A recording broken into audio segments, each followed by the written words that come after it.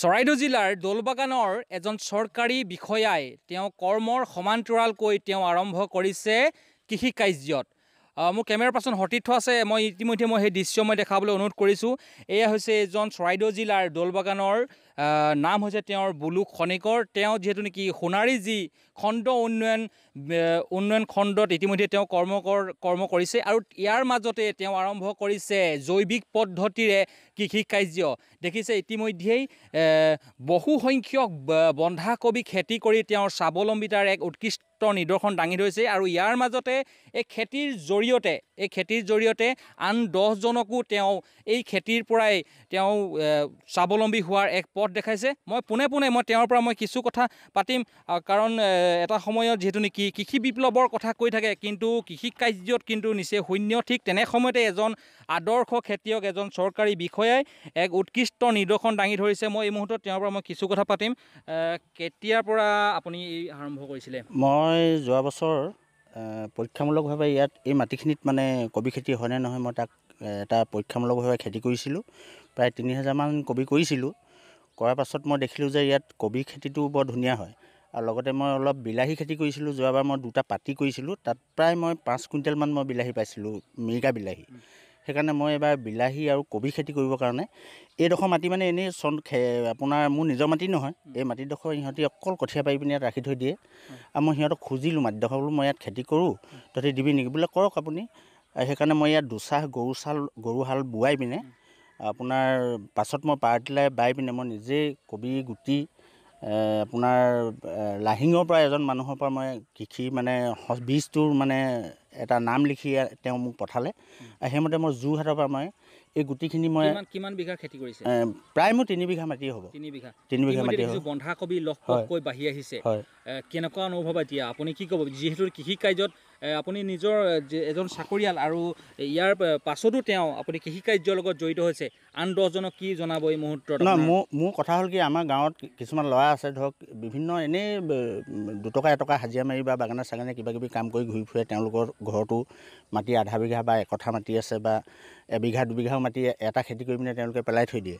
আৰু মই তেখেতলোকক মই এটা নিদৰ্শন দেখুৱাব বিচাৰিছোঁ যে এইদৰে যদি খেতি কৰা হয়, আমি যদি 2টাও খেতি কৰোঁ, ধৰক আহিন মাহতে যদি আমি ধানটো কাটি পিনে যদি আমি কবি বা বিলাহী খেতি কৰোঁ, তেতিয়াহ'লে আমাৰ 2টা খেতি হয় আৰু তেওঁলোকে এই খেতিৰ পৰা যথেষ্ট মানে উপকৃত হ'ব আৰু নিজে স্বাৱলম্বী হ'ব বুলি মই ভাবোঁ। আৰু মই তেওঁলোকক এটা নিদৰ্শন দেখুৱাবৰ কাৰণেহে মই এইটো কৰিছোঁ। আৰু অহা বছৰ মই এই আমাৰ গাঁৱৰ ল'ৰাবিলাকক কৈছোঁ যে তহঁতি মোৰ লগত প্ৰায় 10টামান ল'ৰা মোৰ লগত হওক, আৰু মই প্ৰায় 6 বিঘামান মাটি, আমাৰ এই বেক চাইডে মাটি আছে, তাত 6 বিঘামান মাটি মই খেতি কৰিম বুলি মই ভাবিছোঁ।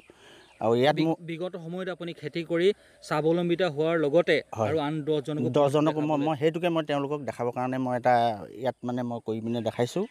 আৰু যথেষ্ট মানে ল'ৰাখিনিয়ে মোক সহায়ো কৰি দিয়ে। আৰু মোৰ ইয়াত কোনো মই মানুহ হাজিৰা লগোৱা নাই। প্ৰায় 4টামান বজাত মই নিজে উঠোঁ আৰু 5-6টামান মোক ইয়াৰ ল'ৰাই মোক সহায় কৰি দিয়ে। সিহঁতি বাগানলৈ গুচি যায় কামত। সমান্তৰালকৈ আপুনি মই চাকৰিয়ালৈ যাওঁ। আনকালে মই এই খেতি নকৰাৰ আগত মই চাকৰিৰ পৰা ছুটি হোৱাৰ পাছত মই আহি পিনে 8টা-9টামান বজাত ঘৰ সোমাওঁ। এতিয়া কিন্তু মই মানে ক'তো ৰ'বলৈ মন নাযায় আৰু খেতিখিনিলৈ মোৰ মনত পৰি থাকে। আহি পিনে মই নিশা হ'লেই পানী দিবলগীয়া হয়, পুনৰ পানী দিবলগীয়া হয় মানে। হয়, নিশ্চয়কৈ মই কেমেৰা পাৰ্চনক মই পুনৰ দেখাবলৈ অনুৰোধ কৰিছোঁ। ইতিমধ্যে যিসমূহ বন্ধাকবি তেওঁ যিসমূহ ৰোপণ কৰিছে, ইতিমধ্যেই বন্ধাকবিসমূহ ডাঙৰ হৈ গৈছে, ইয়াৰ বাঢ়ি গৈছে আৰু কিছুদিনৰ পাছতে এই বন্ধাকবিসমূহ প্ৰায় 4 বিঘাৰ তেওঁ খেতি কৰিছে, বন্ধাকবিৰ খেতি।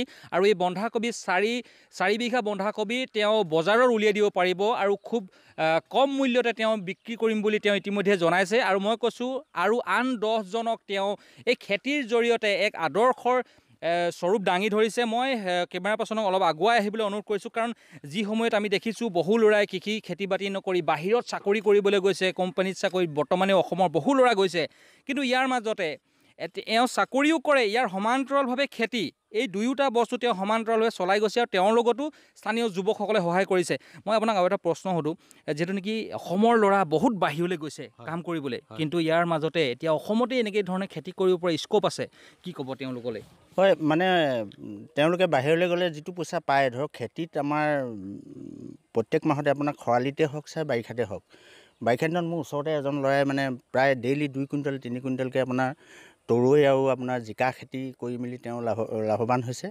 আৰু আমাৰ যিবিলাক ল'ৰা অসমৰ বাহিৰলৈ গুচি যায়, তেওঁলোকে যিটো পইচা পায় তাতকৈ বেছি খেতিৰ যোগেদি পইচাটো পাব আৰু তেওঁলোকে ঘৰতে থাকি ঘৰখন পাই নিজে খেতি কৰি নিজকে খেতিত মনোনিৱেশ কৰি তেওঁলোকে মানে স্বাৱলম্বী হ'ব পাৰে আৰু তেওঁলোকে উপকৃত হ'ব পাৰে আৰু ভাল আৰু সমাজত তেওঁলোকে এটা সন্মানো পোৱা এটা ব্যৱস্থা এটা আছে খেতিৰ যোগেদি।